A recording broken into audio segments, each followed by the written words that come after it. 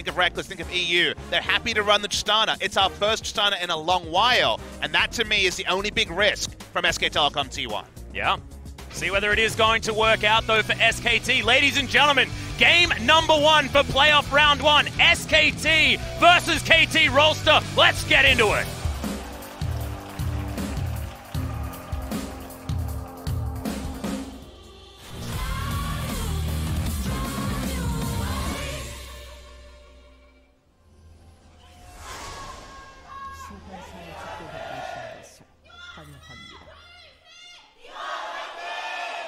SKT fans out in force, and it's game number 1, remember, guys. We've got a lot of people still at work trying to make it out to the Seoul East Stadium, but there are so many passionate fans wanting SKT to run this gauntlet.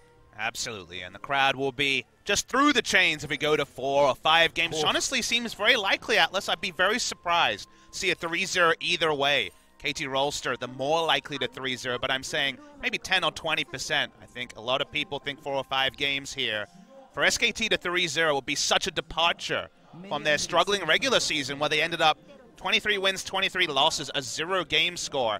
For them to 3-0 here, that'd be really when the SKT fans said, hey, maybe the title is possible. They can 3-0 KT, then they can start thinking about Busan. But for today, it's all about thinking about KT. Yeah. KT needs to be, they have to just win whatever's in front of them, think about exactly what needs to come next, and they've already done that. I just love best of 5s like this where you feel like even in the first game, it almost doesn't matter who wins because it's all about what we can learn and what we can adjust moving into game 2. We're getting some very interesting learnings just as we're table setting here, because notice that both bot lanes did not leash for their junglers. There's a top lane leash coming through from the Swain. Olaf has the flexible ability to start Axe and just start Raptors on the top side. One of the few ways you can get through these Tristana lanes is to play around her level 2, which with the rocket jump getting a bit of extra damage, the level 2 all-in got better from the Tristana.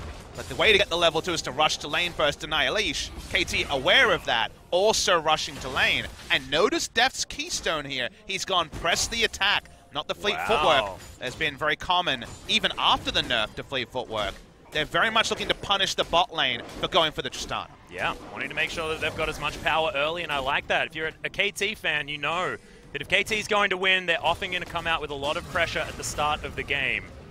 So a little bit of a poke in there from UCal just to get the vision down. They know exactly where Blank is on his chickens, as the blue buff is still being taken by Rush.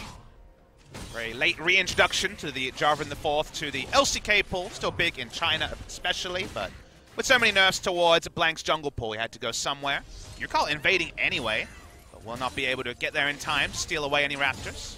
Yeah, Blank actually intelligently moving it into the brush, so UCal not going to be able to net himself anything. Not being able to take down the minion wave in time. Faker getting some decent poke. There's even the comment there. That last auto attack was one that UCal really didn't want to take, going down to 300 health. Next fight is going to land on the bottom side of the map. KT still just trying to shove, trying to keep this level and pressure advantage for as long as they possibly can. And Rush actually thinking about grabbing this Ocean Drake that is warded already. Blank can make his way in and try and take this one down, but he doesn't have a lot of health. He's going to hit onto the blast plant, you'd imagine, but actually just wants to come in for the gank here. Yep, Smite is now available for Rush as KT are moving themselves up. Still 2,000 health on the Dragon as Wolf takes a lot of damage. Not quite the coordination that SKT wanted. I thought that that was almost going to be first blood against Rush, but intelligently moves himself over to the side. No one's going to get the Dragon this time. Yeah, they didn't go for the Scrya's vision. They just went straight up for the gank, thinking they'd be able to kill him at the Drake. It is very common for LCK junglers to try the very early Drake on Olaf, just because he can fall low and sustain up with his W and largely get through even an Ocean Drake, which is very punishing to take down. In the runes here, the bone plating, of course, very expected onto the Swain. They didn't go for the control play. Blank could just hit the Scrya and backed away. Yeah. He wanted more than that. He wanted to actually go in for the kill, but no kill to be found. Yeah, they wanted to keep themselves a little bit sneaky. They did know that Faker was moving down. UCal giving them that information as Marta actually looking for Bang. Buffering there, actually, on the rocket jump coming through from Bang. This is the first time I'm seeing Hextech Alistair. Yeah, I know. It's super cool. Bot lane is really where there is to take him. Let's talk about where the game goes, because the laning phase, usually in Korea, you guys, of course, at home know, is usually pretty passive. We don't see a lot of 2v2 kills. Consider that SKT in the late game have so much zone control. The Swain pick in general brings reliable laning, but it ults in a team fight and no one can walk past him because he does reliable damage and controls a lot of space. The Cataclysm controls space. The Emperor's Divide from Azir controls space, and even the soldiers can zone. And then you have a hyper carry in Tristana, who still is online 3-4 items and very powerful. So late game team fights, SKT have so much space to allow Bang to be the hard carry that he has been as recently as the series earlier in the week. On the side of KT, they have a lot of early presence, they have a lot of early roams. While KT does have some late-game team fighting, advantage SKT in that realm. Well, UCAL actually going very aggressive. Good seismic shove, but there's the flag and drag buffered by a blank rush. Still looking for it, though, as the Sand Soldier's doing a lot of damage, and the heal is going to be invested into this fight. Deft roaming up, but SKT's bottom lane are here as well. KT not going to find any joy as UCAL goes down to about half health once again here in this laning phase. Heals used on both sides, and then whenever you trade a summoner as SKT, you're worried about the return from Rush and the earlier power spike for these skirmishing. I think KT wins skirmishes very hard with this Olaf, as once again Bang has definitely got his eye in on the rocket jump. So both heals used from the mid laners, they back away. That was all about Blank buffering the EQ at the right time and overriding the seismic shove. If he was shoved there, he was probably dead, but able to get away. Yeah, flag and drag, pretty damn good. As you mentioned the buffering on the bottom side of the map with Bang. Both him and Blank have pretty good ability to get out of the way of CC. So in the early game, there's less wave clear than you remember on the Swain, because you remember level 9 Swain, we just Qs every time off cooldown and you get frustrated, but this early into the game, just being a better ranged auto attacker in the Gnar is able to get the lane control. So lane control top. The early presence jungler, it's still a game where the Predator jungler is unlocked to make the aggressive plays, but so far, nothing doing for Rush as bot lane. Yeah, heal's actually going to be invested into this one by Bang as well, so SKT having to invest a summon as well is going to feel great for KT. It was double flash as well coming out. Having to flash away from the headbutt Pulverize, so that time the aggression works on the Aftershock Alistair. All about attacking this lane, they keep it up. That's another summoner down, but how much can KT claim on the map to justify the amount of investment? And as you mentioned already, the relative lack of respect the hyper carry focus draft on SKT is taking. Yeah. I do like what KT have put together. You mentioned the zone control that SKT is going to have in a team fight. You mentioned KT wanting to get these skirmishes happening.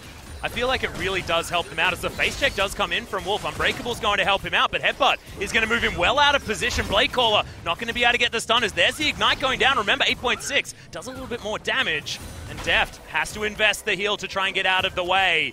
No fleet footwork is going to be available from this Zyra's teleport. Invested into the fight, and SKT going to feel great about getting a cancel from Smeb. That was actually a really confident play from Bang. Really well calculated from him. Understood he was about to hit level 6 and would have the all-in potential with the ultimate. They draw out the teleport. Smeb will lose a minion wave for it. So even though KT with the press the attack seemed like they were set up to win, they had a summoner advantage from the start of it, because they were refusing to use any flashes, they end up trading down overall. Yeah, thankfully they didn't have to use those flashes. Featherstorm and Flash available for Deft now. UCAL going to be able to pick up his blue buff, and I feel like this is the time where KT want to be setting themselves up for fights, and having those flashes off cooldown feels really, really good if you are KT, which is why they invested the teleport instead of either of the bottom lane's flashes. Speaking of flashes, Marta, on a roam to the mid lane, but will be spotted on a control ward. In that control vision bot size, what we always say is the gold standard with a global mid lane champion. Think of Talia or Galio. Yeah. So you can go for those roams uncontested as Tal finally starts weaving in the spells, and we see that very annoying Swain passive that is always the most central thing about his kit. Yep.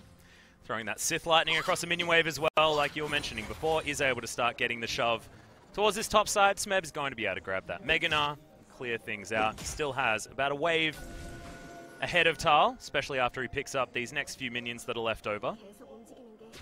Rush going for a lane gank. You can see some Honey Fruit is being chowed down on by Tal as he moves up the river. Big problem I see here for KT Rolster compared to where SKT is that the vision control for SKT is a level above. Control ward on the red buff only now going to be spotted. They have more control wards on the map in general, whereas KT Rolster are relatively blind. They don't have the aggressive vision that Score is known for. Mata hasn't been able to go on the same vision wars because, of course, only has the few wards from his trinket rather than early Sightstone that he was known for.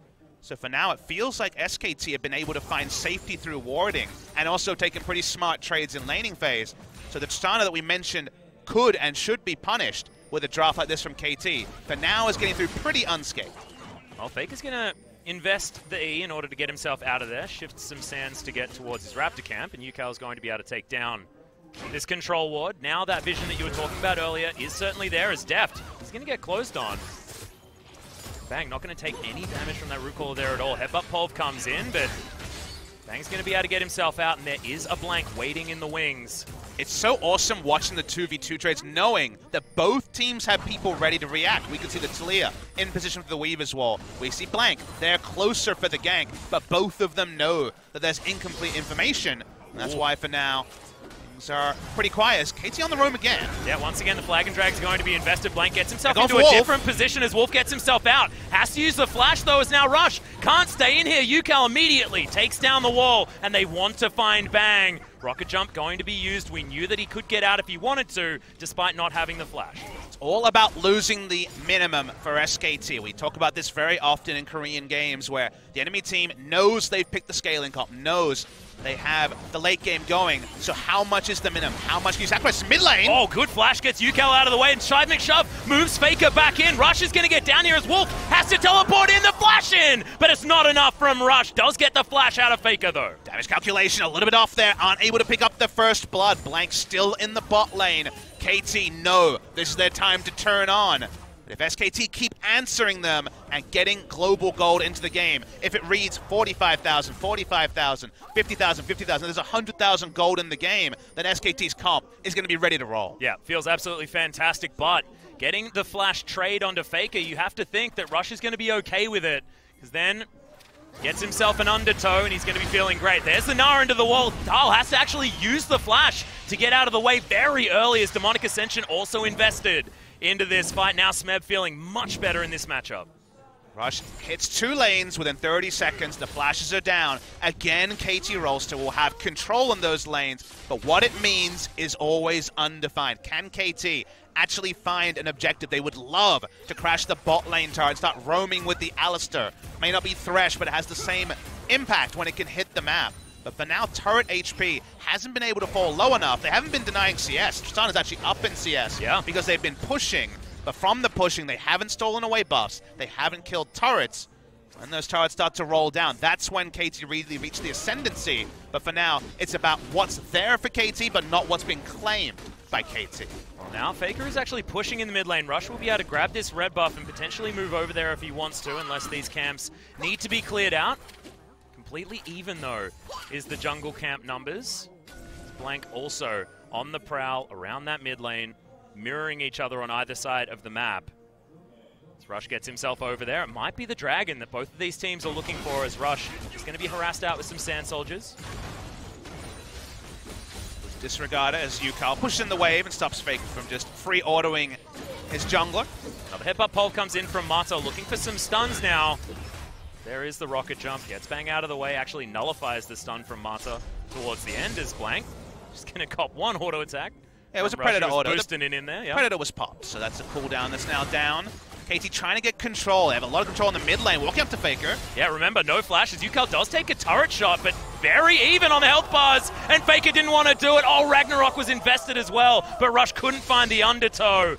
Oh, Faker just limping away multiple times now this series. Tried to use it like a Righteous Glory to get that extra movement speed, but not enough, not close enough to get the value there. Unable to pick up the kill, and now the Drake would be a bit more of a risk if it was started, because Olaf still has his ult and his flash on cooldown. KT Rolster, all they have for their relative strength in the draft in the early to mid game is a 500 gold lead.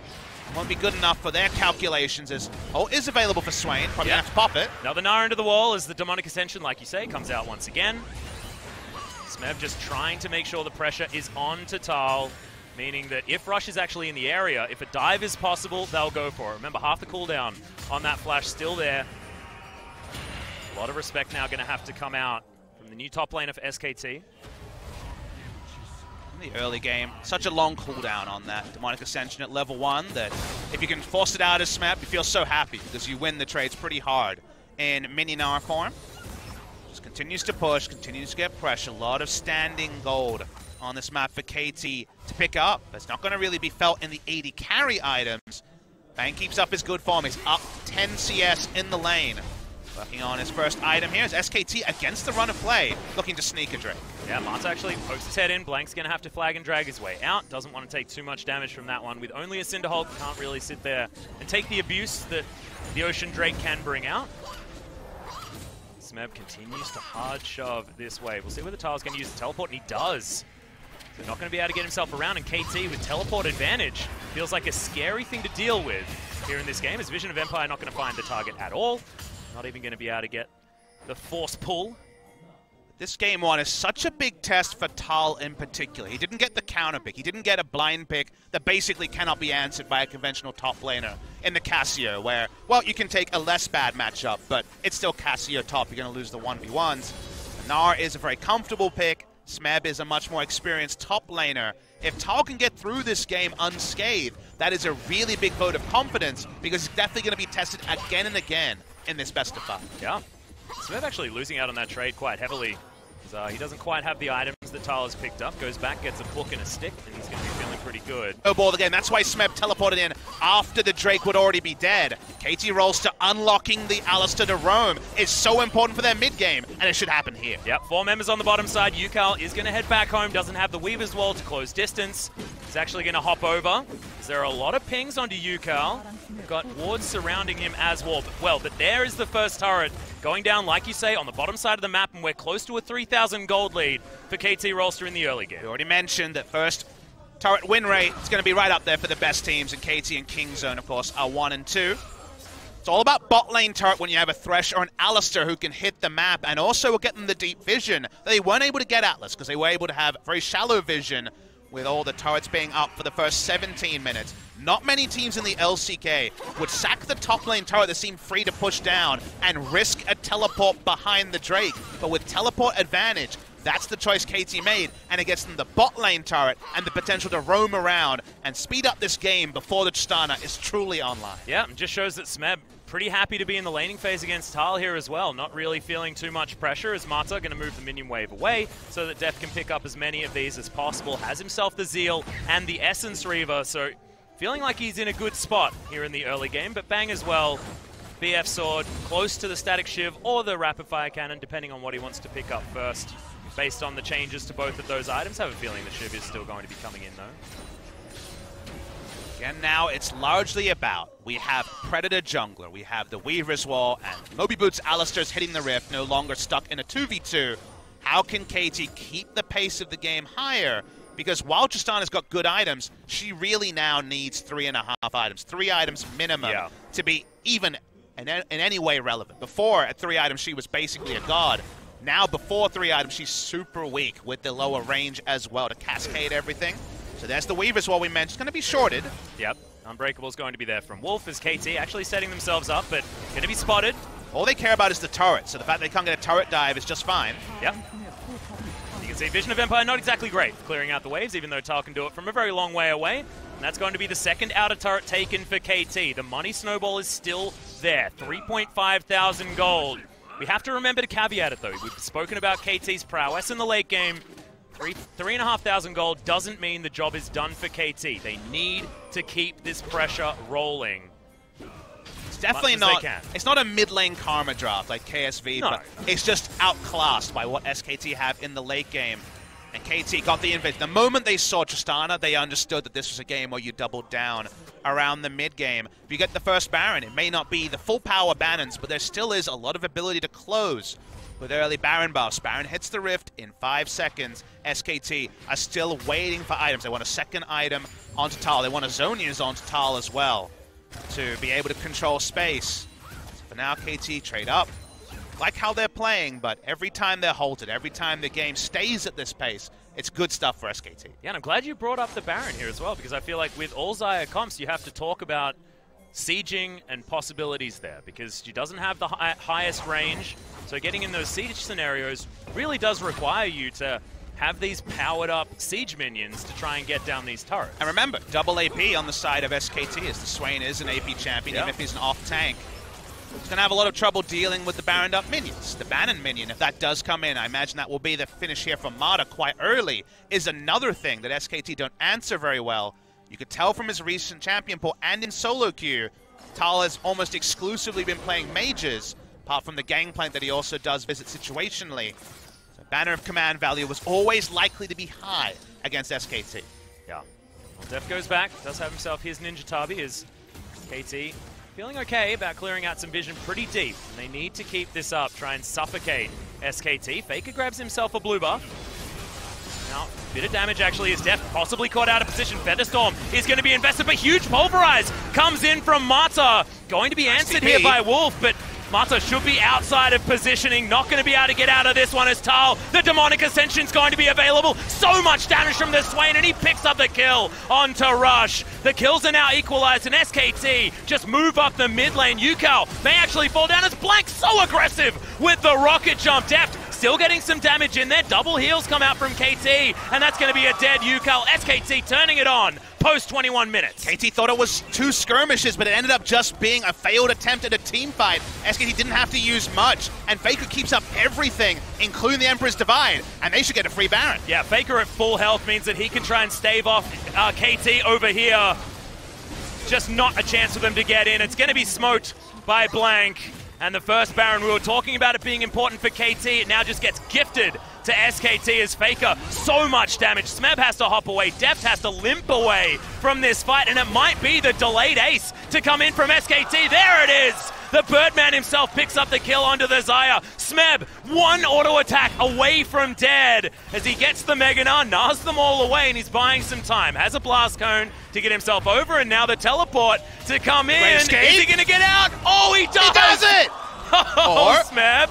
Oh, there it is. Oh, what? The auto attack followed him the whole way. Ends up being comical stuff, but it ends up being 5 kills eventually. Atlas and the Baron to the side of SKT. KT Rolster, the setup on that pinch was not good enough. First 5 kills, first Baron, and now first gold lead for SKT. Yeah, the headbutt pole felt good from Marta, and we are going to see it again. KT just over-indexing and Deft out of position in this fight to start it off. So consider, Smeb is not in Mega Gnar. The teleport is behind, and Talia gets there too late. Isn't able to hit the fight, neither is Azir. But Tal's in the backline, he gets a free invitation as the Swain to get value. Rush dies to the first the Demon Flare. They get the Baron, turn on the Baron buff, and suddenly the structures start to roll down, but this time it's for SKT. Yeah, now 1,000 gold in the lead against the run of play here for SKT, and it's only going to get bigger as this power play moves on forward. Want to try and grab this outer turret, and they will be able to do so very, very easily. In fact, KT not wanting to try and go for anything. The side lane now actually being occupied by Yukao on the top side. Trying to push Tal in, not wanting to give them too much, but already grabbing 2 outer turrets in very quick succession. And close to 2 minutes of Baron still remains for SKT. Vision control from SKT has been better than KT's in this game. We talked about how they had great offensive and defensive vision in the first 20 minutes. That lane ward to facilitate the teleport for Tal was the true MVP. Tal had been slowly being chipped away by Smeb in the laning phase the entire time, went down for an early kill. But getting access to the back line was something that KT hadn't factored in. Meant that they were exposed. And now SKT are up in turrets against a team that drafted for the early lead. Well, Weave as well comes in from Yukao. He's just going to try and lock Tal in here. He doesn't have flash, remember. As Rush is just going to run on over, and they're going to be able to pick up that kill relatively easily. SKT were trying to rotate over, but the fact that they have done that means they weren't in position to capitalize from 2 members being top. Morellonomicon being complete means there is kill pressure onto the Swain, but SKT, they've got their power in the mid game, and now they're trying to find Smeb as well. Yep, Faker is actually going to be able to find the blue buff as Smeb just takes way too much damage. Bang's going to pick up the kill, and SKT, they're just rolling forward now. SKT are just taking the script and ripping it up into little pieces. Say, Zeke's Convergence Braum in this game, so the first Zeke's Convergence isn't for the Xayah, it's for the Tristana to cheat the damage curve a little bit. Turned on in that particular engage. Didn't even need it there. One able to proc, didn't even need the Braum ultimate, but Bang does more damage earlier than you would have expected. This Tristana is warping the draft priority from KT in a couple of different ways. 4 turrets taken down in 1 Baron buff power play. Yeah, and Faker is just a man possessed this game as well. He's been absorbing pressure across the map, and then in the last fight looked brilliant. Then chases down 2 kills. There does most of the damage to lock down the kill onto Smeb and also steals away the blue buff. Everything seems to be going that man's way, as we are going to have a look at this one again as the rocket jump comes through. Watch the auto. This is the auto that follows him, so it looks like he's going to survive. Doesn't actually interact with the charge that was on him. So the satchel charge that was on him, the explosive charge, didn't get buffed by that auto, but the auto following killed him. So the longest range Tristana auto. They say that the Tristana nerf was ranged. I have a counterpoint. Yeah, I certainly do. I didn't know that it was sort of like it had a dead range, you know? It can either shoot relatively close to you or the other side of the map. I believe that was the unwritten adaptation. This rapid fire cannon has been completed, speaking of Tristana, and the Vampiric Scepter, so not opting in for any sort of armor penetration here against the draft of KT. It is going to be Bloodthirster potentially for item number 4 for Bang. And now it's everything we evaluated about the game where KT needed to play is out of the window. Because SKT have a gold lead, they also have a front line, they have a vision lead, so they can actually reliably get Swain into the back line. And a couple of minutes ago, he was so far away from his second item, the Leandris, let alone the zone, is now he has both. And the amount of space this affords Bang to just free auto is something that KT just haven't got a comp that can answer. Yeah, and they're actually just trying to set themselves up to get picks onto single members. And I think it's intelligent from KT, but they just don't have very many other options apart from that. And SKT, reading them like a book, are always ready to collapse. Evental on the bottom side has that teleport. He can get in towards the back line. Try and use that Demonic Ascension to get everyone out of the way. We saw how effective it was in that first team fight win for SKT. They're holding all of the cards. Now it's working out which order to play them. Close out this game for SKT. Oh, Def taking so much damage from Bang, who's just standing outside of turret range. Kind of by accident, because Bang is much more about the siege than he is about the poke, but he'll take both if he can get it. Waits for the next auto. He's just basically backing off and walking up every time he gets access to his rapid-fire cannon. Yep.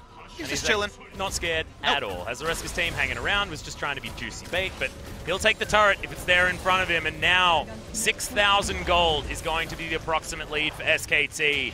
Turned this game on a dime. 15 minutes in, it was KT looking like they were ready to start rolling over, and then SKT turn it on, find the team fight they're looking for, get the Baron, and they're not letting up. Such a pleasure to see Bang's return to form this year. So many people were there saying his time is up after the famous loss. Yeah. And in general, his struggles at the 2017 World Championships. Now, if you told me in 2018, what about a meta where it's all about the AD carry only, like the meta at Worlds 2017 turned out to be, this Bang is the one that's ready to go in that scenario. It's a little bit later, but if it's enough to take SKT over KT and continue their gauntlet run, SKT fans are ready to forgive and forget because Bang is in tip-top form. And he's on the Tristana pick here as well as Smeb. Just waiting. Okay. Secret Agent Nah hanging out in this brush. I wonder whether he's still there. He's going to get face-checked his Bang. There's a lot of damage is actually going to be offered back, and Smeb actually regrets this decision. Close to the Nah bar. So the Boomerang's going to slow Bang down. 4 control wards on the top side. One of them actually spotted out Yukal. So while he was, of course, jump scared by there being a Gnar there, he was happy to turn on because there was no way for Yukal to get involved. He knew it was going to be outnumbered. SKT, they just shrugged that one off and just add a Cloud Drake to their bounty of neutrals this game. Yeah, they're going to be able to grab all of the dragons this game. It's only 3 because our first Drake was a little bit late. Remember Bang picking that one up with the Smite fight, and then the Infernal was free. So all too easy for SKT, who have eliminated the outer ring of turrets as well. KT, they just don't have a lot of map that belongs to them, and this Baron a long way away from control. It's just going to go down so incredibly fast. Tristana and Azir that are this fed at this stage of the game just destroy it, and that calculation on the timing was way too late for Yukal. I mean, the fact that the Weaver's Wall was there 2 seconds after the Baron died let you know that KT had no idea exactly how much power the Azir and Tristana were packing. Able to walk up and basically delete it. Looked in this general direction, it wilted. Baron just waved the white flag, and yeah. I think it's not long until KT Rolster will have to wave the white flag for game number 1. They had this tempo draft about always staying in front of the scaling draft from SKT. Scaling draft came online early. never able to get going, and now they interrupt the back from Deft, who's backing on a ward, and that means that Bang's going to kill this turret instantly. Yeah, it is so dead. That turret goes down in a blink of an eye. The inhibitor should follow as well as Yukao, trying to deter them, and actually does so, but Bang decides he's going to turn around and crit Yukao's face off. That means third auto, he would have died. Yeah, just ludicrous. Bang now moving himself over, 5 members, collapse onto the mid lane with this Baron buff, with the Siege minion, with the minion wave, just withering at the sight of SKT. There's the pullback actually, gets the Featherstorm out of Deft, and he's down to half health. Feels like 1.5 auto attacks there from Bang will take him down, and that means also the inhibitor turret falls. A lot of damage onto Smeb, who has to get the crush to get his way out. No frontliners here, and Alistair, Anar, and Olaf, none of them can go anywhere near auto attack range for Tristana, and she's at level 17, so we know that's pretty damn far. They walk up, game should end here. I don't think KT have any Hail Marys left, and SKT, maybe they'll just play with their food a little bit more and buy some sweet items. Yeah, Bang had about 1 billion gold, I think, sitting in his back pocket, so he's going to go back, finish off his Bloodthirster, and we'll see what else he can actually pick up there as well. The Executioner's Calling going to come in to build towards that Mortal Reminder, so yeah, that's it's a lot more damage now available for Bang, and not a lot of healing available for KT as well. Scary thing about this game is, if I think about it, based on expectation, based on the prep I had going into this series, KT kind of got what they wanted. They had the better 2v2. Yeah. When you're able to field Xayah and Alistair, we see our first Tristana post-nerf in the LCK. It was all centered around making a laning phase weaker. They also had a preferential top lane matchup. They picked the Gnar into the Swain. Those were the sort of things that KT needed to beat SKT in my estimation, but none of them have been able to be fielded. One mistake around a skirmish, and everything has been rewritten for SKT, and all the early game for KT meant nothing. Yeah, well, Vision of Empire is going to come down, spots out KT, who just all get trapped in the Cataclysm. That is massive as Tull gets the flash in over the top. Bang! Just solos out Deft off to the side as the Empress Divide doesn't do that much, but does get the picks, and Bang, he just wants more kills. Doesn't have the flash available, otherwise you know that he'd be jumping on top of KT, and now game 1 should be in the hands of SKT against what felt like the run of play. They're going to continue their gauntlet run in style in game 1. SKT looking like the sleeping giants they will always be as an organization. They finally settled on a lineup, and in this game they were able to answer a lot of the preparation that teams would have flagged when it came to SKT's weaknesses, and even played into KT's strengths. But they turned the game on 1-1 team fight around 22 minutes, got the Baron, and never looked like losing from there. Yeah, and I think the real question mark here is in that jungle role. Blank wasn't harassed at all by Rush in the early game. I felt like the Jarvan play was fantastic as far as reacting to where Rush was on the map. And it's not a lot of times that we get the opportunity to praise what Blank can do for his team, but this is certainly one of those occasions. Really interesting. And what does that mean for whether Rush or Score will be playing in game number 2? We're not aware of who's at the studio. Pawn could still potentially be subbed in here, but KT Rolster, the coach will say that the draft was good, and the draft was good, but your decision making needs to be on point if you're willing to surrender so many team fighting choices, if you're willing to allow Bang to get through lane on the Tristana and not deny CS, play for the objectives rather than the denial. In the end, they denied themselves a chance to get back into the game, because definitely when SKT got over the hump by picking up those kills, it felt like they were completely set up to close game 1. Yeah, it was that one team fight that really felt like there was nothing KT could do to get themselves back in. We have to remember the early game at about 15 minutes in did look good for KT. There are only so many things you can do when it's a SKT that's biding their time, getting themselves to the opportune moment, and then they capitalized on it pretty much immediately. So much learnings to take from this one. Game number 2 is going to be coming up just around the corner. Still, 2 more games for SKT to win, 3 for KT, and a short break before we come back for the second one.